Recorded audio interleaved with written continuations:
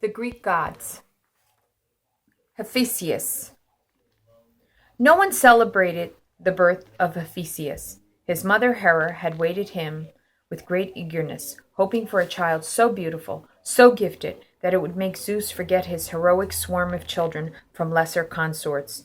But when the baby was born, she was appalled to see that he was shriveled and ugly, with an irritating bleeding wail. She did not wait for Zeus to see him, but snatched the infant up and hurled him off Olympus.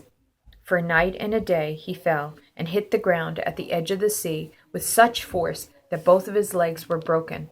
He lay there on the beach, mewing piously, unable to crawl, racked with pain, but unable to die because he was immortal. And finally the tide came up.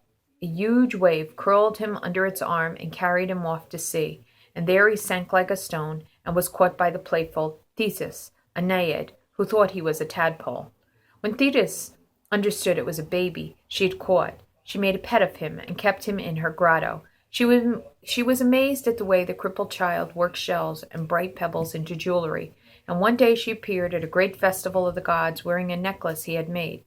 Hera noticed the ornament and praised it and asked her how she had come by it. And Thetis told her of the strange, twisted child whom someone had dropped into the ocean and who lived now in her cave making wonderful jewelry. Hera divined that it was her own son and demanded him back. Hephaesius returned to Olympus. There Hera presented him with a broken mountain nearby, where he could set up forges and bellows. She gave him the brawny Cyclops to be his helpers, and promised him Aphrodite as a bride. If he could labor in the mountains and make her fine things, Hephaestus agreed because he loved her, and excused her cruelty to him.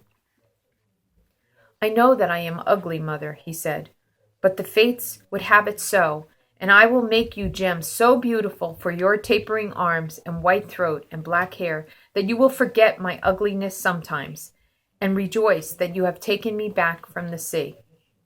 He became the smith god, the great artificer, lord of mechanics, and the mountain always smoked and rumbled with his toil. And that is the end of the story of Hephaeesius.